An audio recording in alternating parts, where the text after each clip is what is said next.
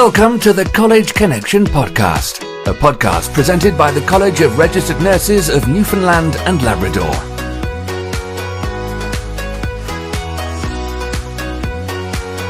This is the College Connection podcast.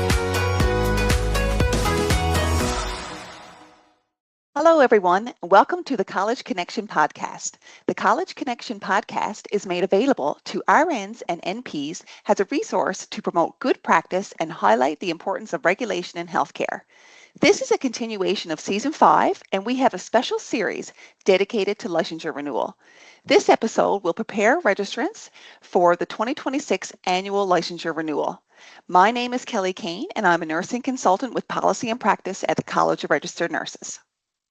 And my name is Michelle Carpenter. I'm Senior Nursing Consultant with Policy and Practice. With us today is Brad Walsh, Director of Registration, and Julie Wells, Research and Policy Officer at the College. Today, we will be reviewing how to complete the renewal application in Alinity. Brad will be reviewing the application step by step and highlighting important information you need to know before you renew your practicing license for the 2026-2027 licensure year. Brad, let's take it right from the beginning by logging into Alinity. Awesome. Okay. Hi, everybody. I'm going to walk you through renewal process as we prepare now into January. Licensure renewal will open for all registered nurses, nurse practitioners, and registered psychiatric nurses around the province.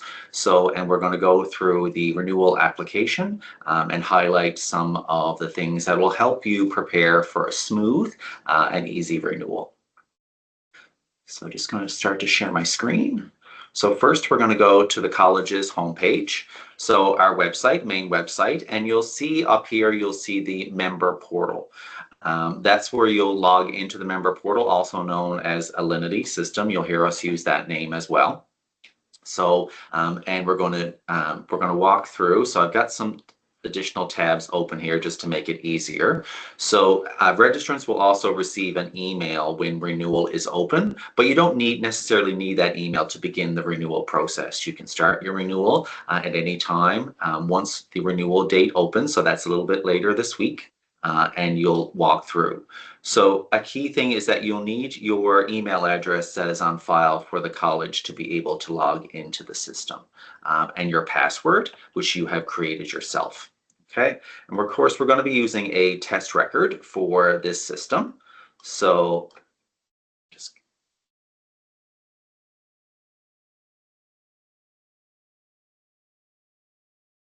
And Brad, while you're logging in, I just want to mention we are recording this session on January 19th. So renewal should be opening later this week. So probably maybe the 22nd. Yes. Yeah. Thank you, Kelly. So just if you've forgotten your password, there is functionality within the login page for you to be able to retrieve that password. Or if you have any problems related to your login, you can certainly try and troubleshoot, or you can also call the registration department for registration admin personnel to be able to assist you with that. So we're going to go ahead now and log into the system.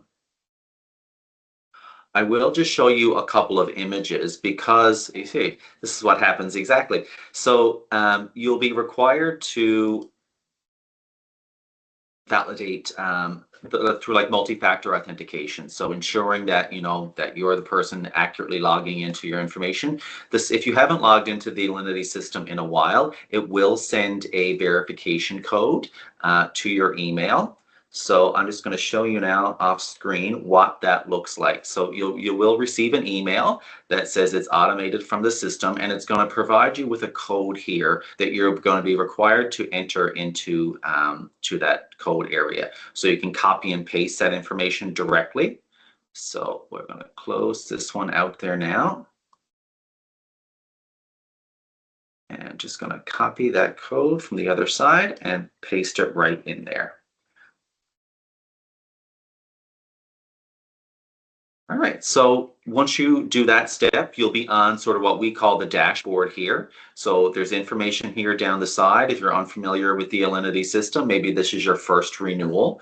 You'll have information here relates to your profile. Now, your profile is the step where you update a lot of critical information that the college needs, relates to your personal information and your employment. That's going to be part of the renewal application itself. It's a 3-step process. We're going to highlight those steps as we move through.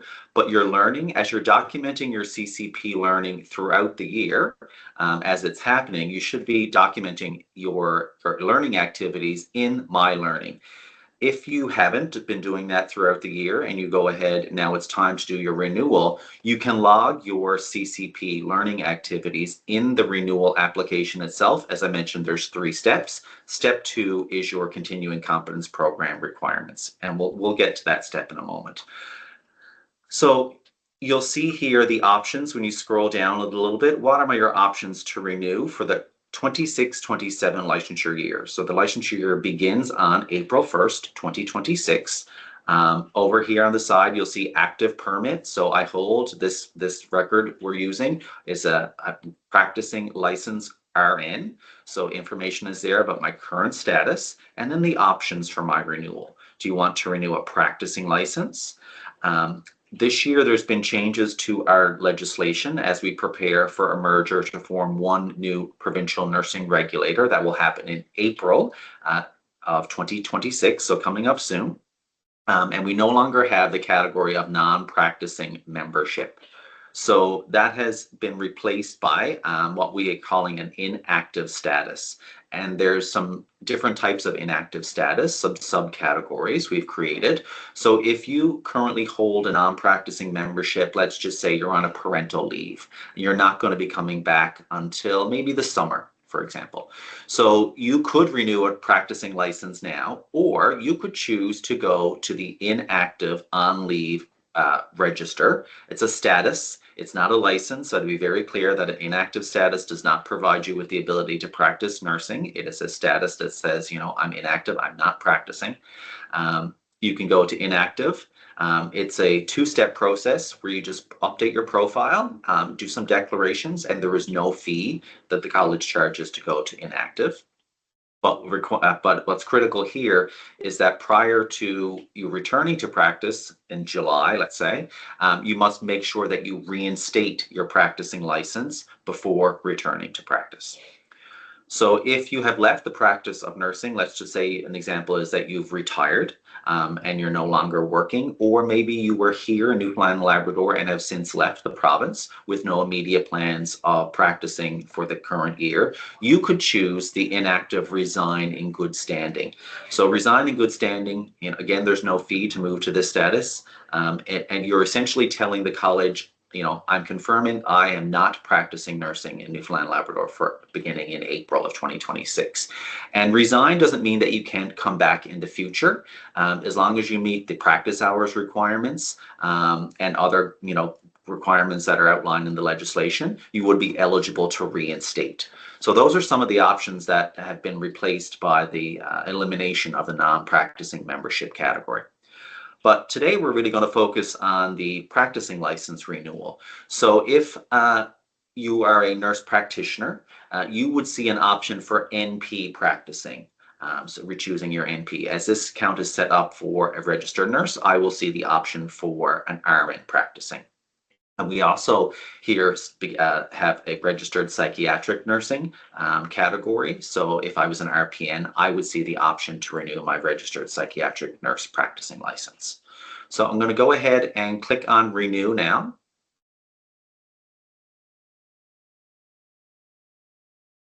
You'll see anytime the system is, you know, moving to a next step or recording information, you might get this little cog wheel that turns. And you know, sometimes you just have to be patient and let the system load. So there is an instructions page. So here we're at the college, we want to give you critical information that you need to know as you prepare for your renewal, and some of it you need to do in advance. So please take a moment and read through this information carefully. Here we've highlighted exactly the information I've been telling you about the elimination of non-practicing. But here there are also critical reminders. Anyone who holds a practicing license must have the appropriate professional liability protection for the upcoming year. And you need to purchase that PLP through the Canadian Nurses Protective Society. There is a button on the renewal. This is not a change for anyone who's done the renewal since last year. This process has been in place now for a couple of years, but if you're new to the college, you might have had to provide your CMPS liability to get your practicing license initially, but then on a go forward basis for renewal every year, you must purchase that core protective services for the appropriate category through CMPS in advance. As there is a button, you will click on the third step. There's a button there you will check to verify your CMPS. That checks the CMPS system to make sure that you have the appropriate coverage. You will not be able to submit your application unless you have purchased the appropriate coverage for the appropriate period from the Canadian Nurses Protective Society website.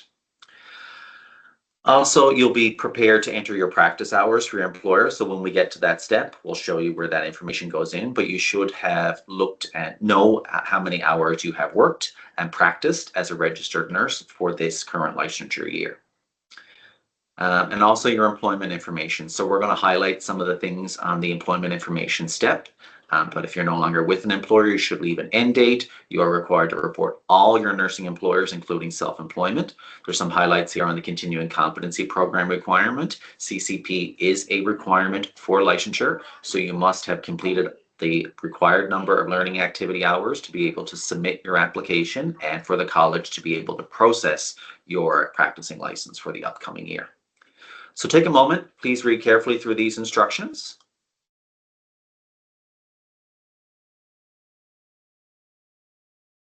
Brad, you're giving us the audience some really good tips, so I really thank you for that. Thank you. And I'll say Julie as well. Certainly, Julie, jump in at any point in time. Julie's our research and policy officer, but is a key person here at the college as it relates to our alinity system that we use. So Julie manages a lot of our data, and this is how we gather your data is through the renewal process. So getting the best accurate information is critical, as it is used for a variety of different stakeholders and for the college in planning. So I did highlight at the beginning that we have 3 steps, so you'll see them across the top of your screen here now. Step 1 is a profile update. Step 2 is your CCP. And step 3 is your CMPS and some declarations that you're required to answer. Those are the 3 steps. They're the same if you're renewing a nurse practitioner license or if you're renewing a registered psychiatric nurse license. The application is essentially the same. So take a moment to review this information as you go down through. So there's questions here as it relates to CIHI, which is the Canadian Institute for Health Information. A lot of the data we collect gets provided to CIHI, which is a national group with all the regulators in nursing and variety of health professions collecting data that's used for a lot of things like human resources planning, looking at the number of RNs, NPs, and other categories of nurses and health professionals across the country. So they've added some questions that were there last year, and you can answer if you choose. It's around racial background and Indigenous identity.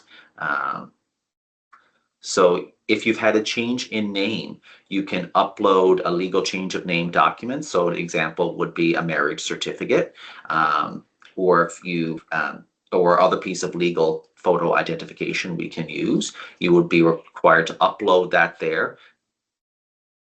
For example, you can change the name. If you open up any of these dialog boxes and you really didn't need to, there's a little red trash can here that you can close out then there. But if I did have a change of name, I can upload a document directly to the application.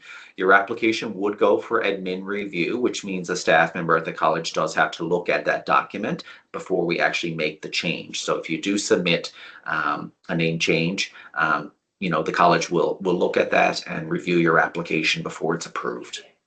So I'm going to remove that there now.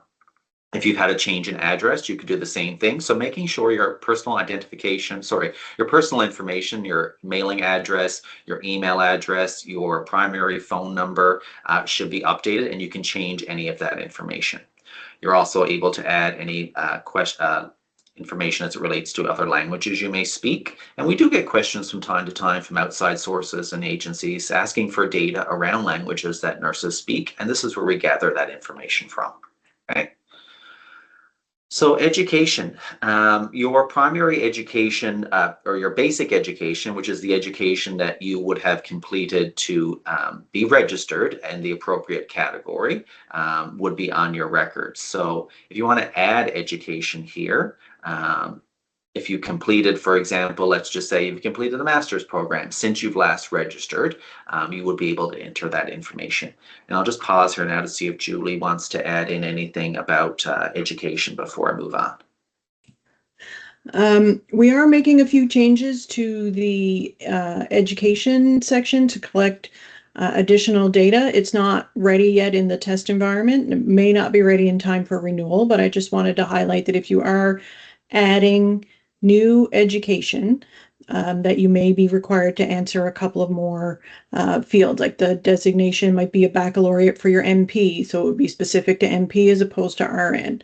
And the field would be nursing, nurse practitioner specific. And we want to do that so that we ensure that if you have education related to your designation, it is assigned to the appropriate designation. So for nurse practitioners in particular who have dual licensure, that your RN education is assigned for your RN license and your NP education is assigned to your NP license. So again, that might not be ready in time for renewal. We are still working out a few kinks with how it's recorded in the test environment. So that's not available to show you right now. All right, thank you, Julie. So I'm just going to add in, for example, I'm going to say that I completed a master's of nursing, regular master's of nursing, and I'm just going to put in that I graduated from that program in December. So it should be your nursing education that you're adding to the education section, right, Julie? Strictly, yes. You know. Yeah. So you'll see right now that says master's other, because that's the only option that's available in the test environment. So for your nursing one, if it's a nursing master's, you should select master's nursing when that's available. Thank you. I'm just going to delete this now because it might cause it to go to admin review at the end, and I wanted to not do that. So the next section there is other jurisdictions. So you're required under the legislation to provide information to the college about all the places where you hold either a registration or a license to practice nursing. So if you've previously entered information that should be on your application, that would carry over here. But if you wanted to add, so since, for example, if you wanted to add one here, click add, you type in your registration number, and then you're able to choose the jurisdiction in the drop down. And so I'm going to say that I got licensed in this jurisdiction on October the 1st. It's effective, and you can add as many here as the places where you hold licensure. So, okay.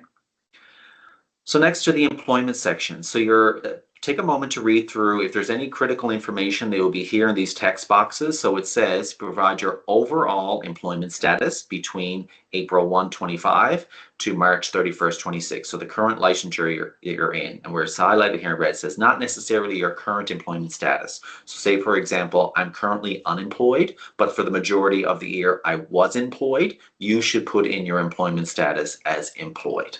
Okay. But there are options here in the drop down. You're able to choose from a variety of different options. Okay, so I'm going to leave this as employed. So here, please enter your employment as an RN or NP only. If you're a registered psychiatric nurse, that would be specific to your category of nursing.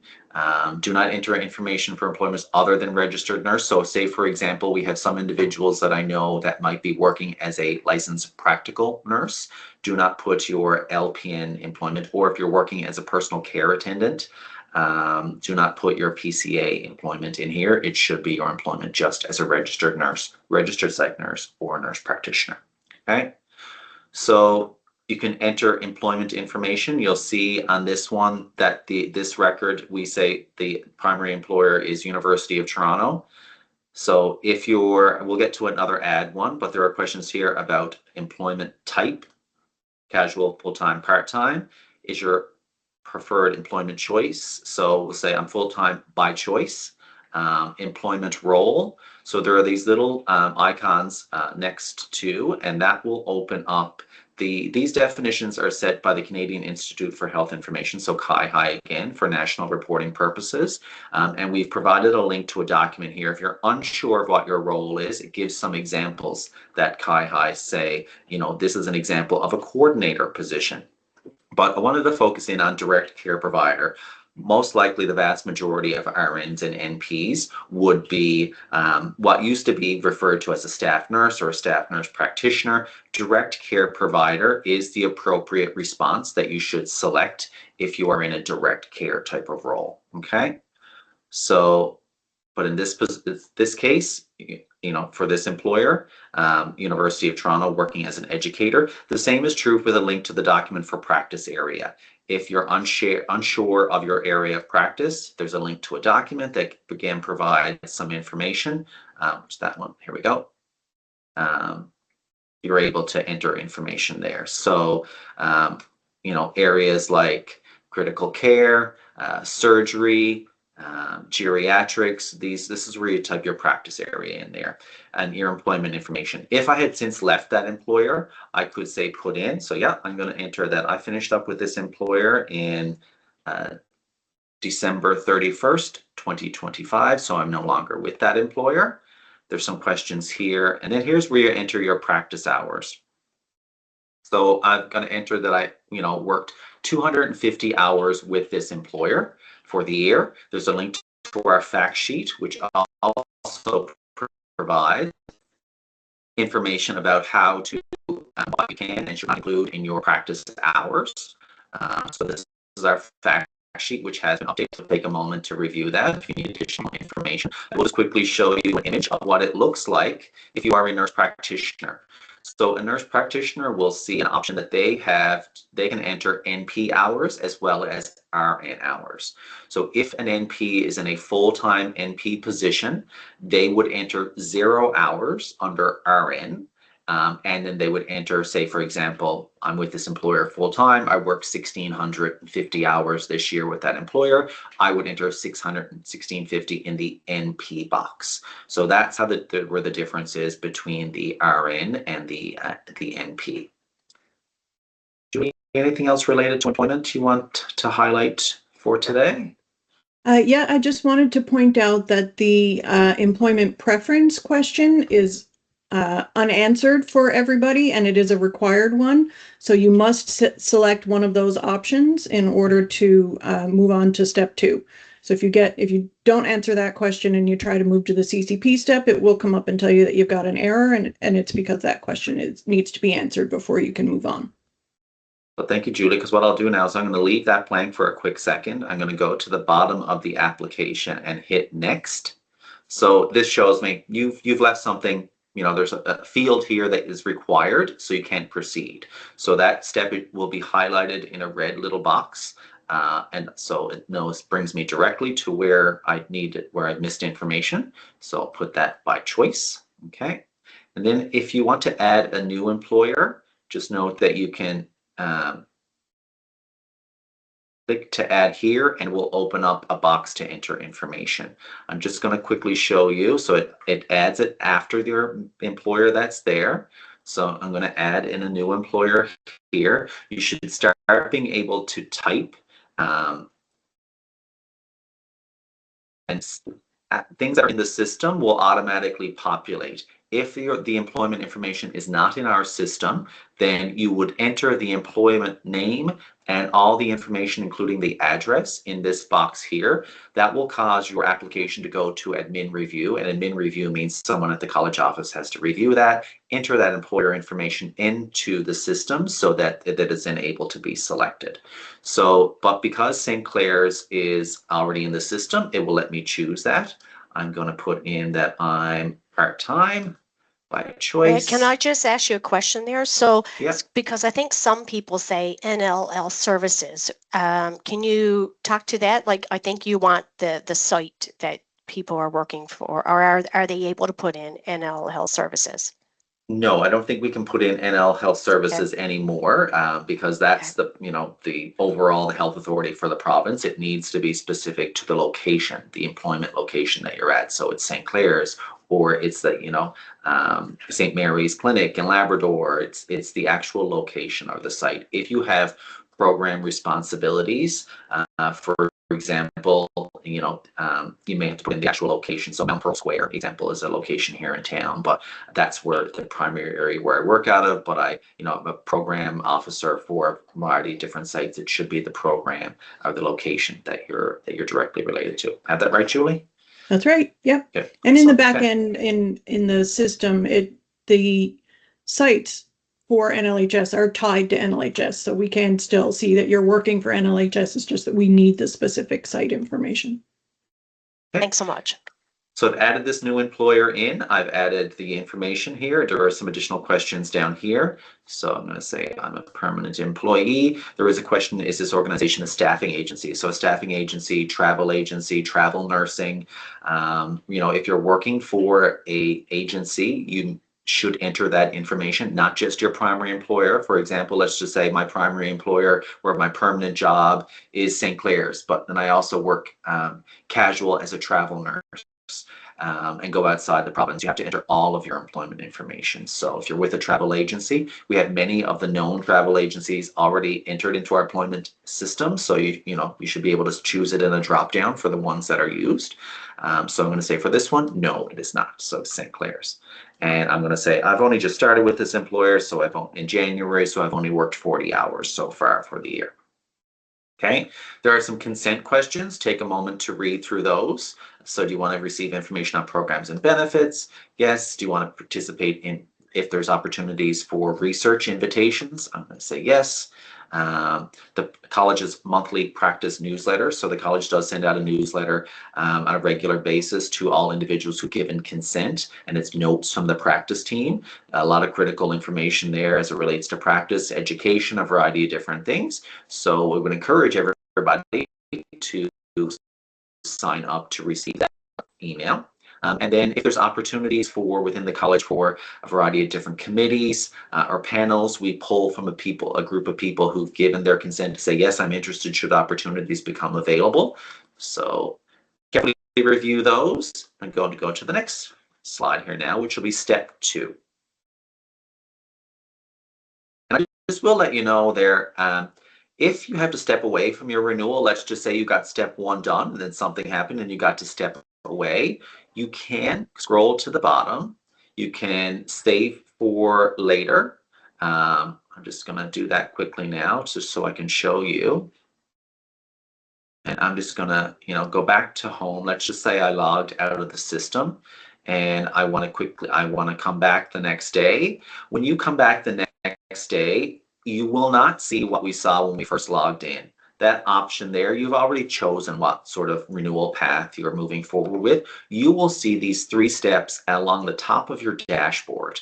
So, and if your application is submitted and gets returned to you by the college with feedback or a question, and you come back into the application, this is where you'll get back to see that feedback from staff. Okay, so I'm able to return directly to step 2. You'll see a check mark is on step 1. That step has been completed, but it brings me back to step 2, which is your continuing competence program requirements. So information here that talks about CCP.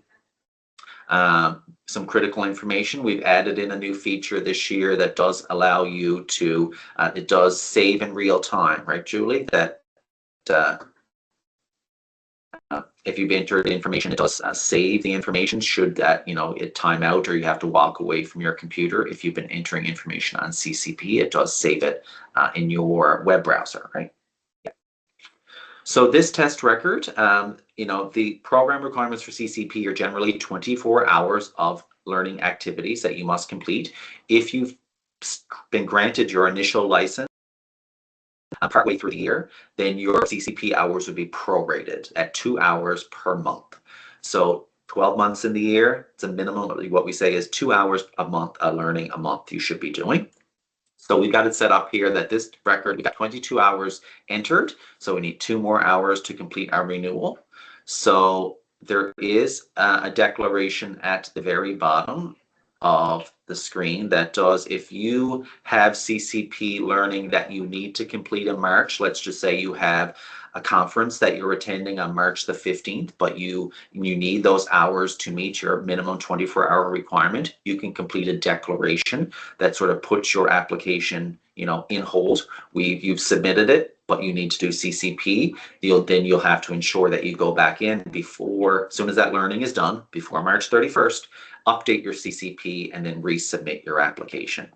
But that is just if you need to do learning in the month of March. Okay, so I'm going to go back up here. I'm going to add a new activity. I need an additional 2 hours. It does load at the bottom of the screen, so you do have to scroll to the bottom. Okay, here we go. Here's my new activity. Okay, I'm going to say I did this activity on the 12th, and it was 2 hours and 30 minutes. Okay, and if it was just 2 hours, please note that you do have to enter a 0 here. It does require you to enter a field. It just can't leave it blank.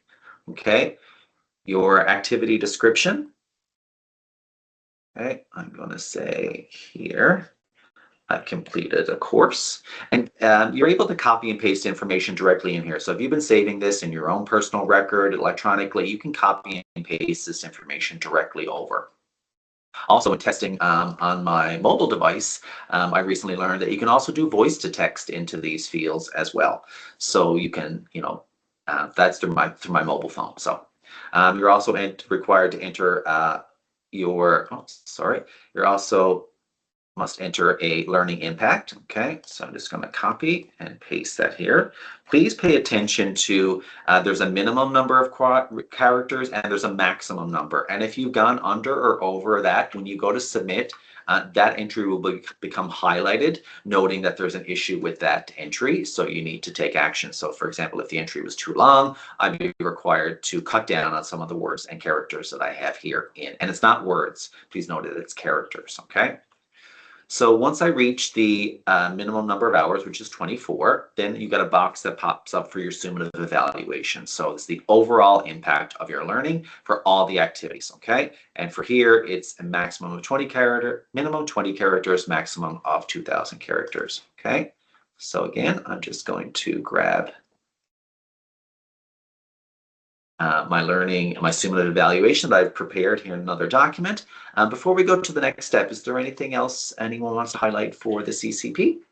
Brad, I just want to ask you to the box in the corner for those who are viewing, but there is a box in the corner on the lower right side where you can pull down, and so you can see all of the wording that you've put into that box. Thank you. So for those in the listening audience, and I just want to also mention that in another session coming up, Kelly and I will be talking more about how to complete the CCP requirements, but you've done a great job, Brad, so thank you.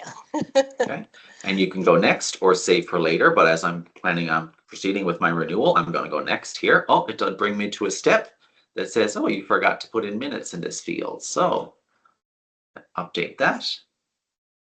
Okay, quickly scan down through, try again. All right, everything looked good with that step.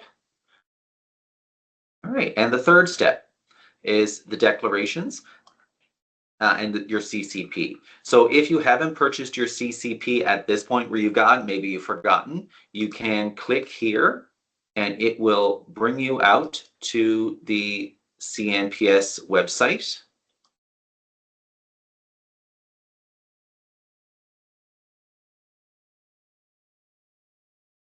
Where you'll log in with your My CNPS ID that you've created. This is a separate account and profile. You'll log in, obtain your CNPS core protection services, which is the core basic services are $68 plus HST for an RN and a registered psychiatric nurse, and $159.50 for a nurse practitioner. So that's the liability protection you're required to purchase.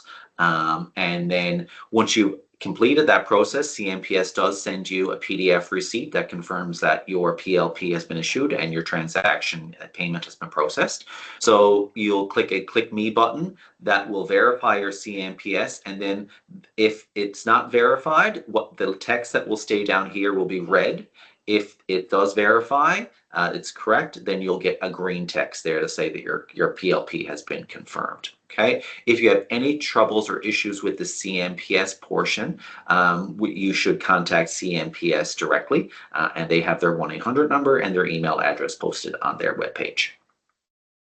The next section is your declarations. So these are questions that you're required to answer annually underneath our legislation. Have you been convicted of a criminal offense that you haven't previously disclosed to the college? If you answer yes to any of these questions, you must provide an explanation, and please note that it will cause your application to need to have a review by staff before it can be processed, so we may need to follow up. Another question is your registration to license under review, suspended, revoked? Is there has an allegation been filed against you in another jurisdiction? This question is not asking about here in Newfoundland and Labrador. It's asking about other registrations and licensure outside of Newfoundland and Labrador.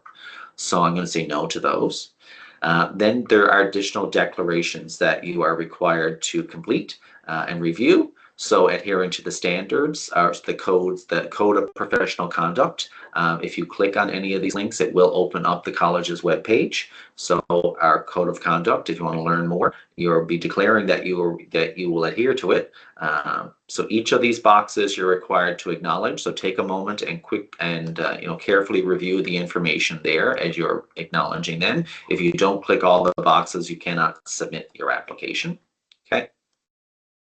Once I feel I've got everything done, I can submit my renewal. If things change over the course before you've done, you can withdraw. If you withdraw, that means it sort of sets the application back. You would need to start the process over again, or it can save for later. But I feel I'm ready to go, and I'm going to submit my renewal.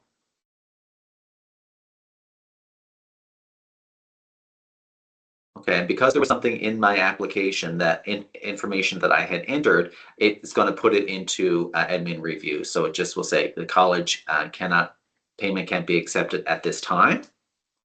And I'll highlight here now. So if the college has received your payroll deduction, if you're with your employer and your employer participates in the payroll deduction program where they deduct licensure fees from your check throughout the course of the year and submit it to the college, we will receive the payroll monies in advance. So any individual who we have received the full licensure fees paid, then you will not be prompted for payment from the college. If, however, you have not, then you're required to pay online through an online payment. So just bear with me a moment here now, because I'm approving it on the admin side. So once the application is approved, you will see under My Invoices, you would receive an email from the system that says, your renewal has been approved. However, you have still to make payment to the college for the licensure fee, which our licensure fee for registered nurses and nurse practitioners is $412.47. So that is what you'll pay for your license for the year. That invoice will be noted there. If, however, when you submit your application, there was no reason for it to go to admin review, which would actually be the vast majority of our renewals, then you'll be prompted for payment there right away. Like I said, if you're a payroll deduction, you would not be prompted for payment. The college already has received your fees, and you will receive an email that says your renewal has been approved for the upcoming year, and it does provide you with the ability to download a PDF of your tax receipt that you'll use. So once your license is processed, you will then see under your active permit, you will see one with future registration, which will show you your application status or licensure status, for the upcoming licensure year. The only other thing I would quickly like to show you is on the college's website. Once your license is processed, underneath the member search, you'll be able to verify your licensure status, and your employer would also be able to verify your licensure status right there. So you can type in by your name. I'm just going to actually check my name here now. I search. then it shows that I have a current practicing license. But for the upcoming licensure year, it would show a little I here next to the screen, which you click on, which would show my future dated license, which will begin on April 1st of 2026. So that highlights the renewal application process for this year for April 1, 2026. Thanks so That's much, great, Brad. Thank you. So Brad, I'm just wondering, are there any other important tips or pitfalls that registrants should know about when they're completing the licensure renewal process? I'll just highlight a couple of the things that we've already sort of talked about, but making sure you have your login information correct. If you're logging in from work, please note that some registrants have had trouble with, their employer might have extra safeguards put on their internal systems. So, if you're having trouble, you might have to try a different device, maybe your home device. Being able to, you will have to, do the multi-factor authentication to get that information in, the code that you'll be required, having your CCP done in advance, having your CMPS purchased in advance, making things a lot quicker and smoother, making sure you know that what practice hours you have completed for the year by employer. So if you're with multiple employers, you need to enter the number of hours you have practiced with that employer. So having that also prepared in advance. And then just taking the time to really go through and verify your information is correct on your application, and having your CCP done in advance will make things a lot smoother. So that's from my perspective. I don't know, Judy, if there's anything else You hit all the highlight? highlights. Yeah. That's what most people are going to need in order to renew. Yeah. You did a good job. There's one thing that comes to mind. Sometimes we get questions from registrants about the web browser needs updating. Can you just comment about that if registrants have an issue with that? They could. Sometimes you will get a message when you try to log in that says your browser needs to be updated in order to function, for Alinity to function properly. It depends on what browser you're using, the steps that you would have to do, but if you do choose to proceed without updating, we can't guarantee that the form is going to work as it's expected to. So you really should, if you get that message, choose to update your browser. And again, how you do that will depend on the type of browser that you're using. Okay. Thanks, Julie. Okay, well, that concludes our episode, 2026 Annual Renewal, your guide to renewing your license in Alinity. Thank you, Brad and Julie, for sharing this great information. And thanks to our audience for tuning in to today's episode. Remember, all episodes of this podcast can be put towards your continuing competency requirements. And also remember to subscribe to our YouTube channel. And we encourage you to like, renew, and leave a comment whenever you can. Thanks, everyone. Bye, everybody. Thank you, Brad. Thank This you, has been a Julie. presentation of the College of Registered Nurses of Newfoundland and Labrador.